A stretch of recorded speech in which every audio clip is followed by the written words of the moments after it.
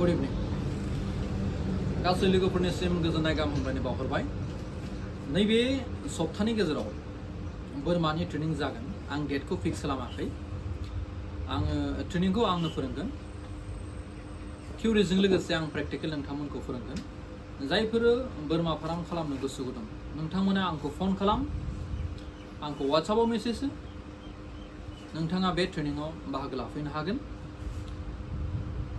गोदान आबादारिनिफ्राय लानानै सिनियर आबादारि गासै आबादारिफ्रानो बेवहाय फैनो हागोन टटेलि फ्रि जागोन बेवहाय फैसाजों जेबो सोमोन्दो गैया खालि ओनसोलाव गोसो गुदुं मानसिफोरखौ एसे माबा नङा माबा मोनसे आं जे रोंबोदों बे आइडियाखौ होनो थाखायल'सो बे प्रग्रामखौ खालामनाय जागोन गुबुन गुबुन डिस्ट्रिक्टनिफ्राय लानानै नोंथांमोना गासैबो फैनो हागोन मोजां नांदोंबा एसे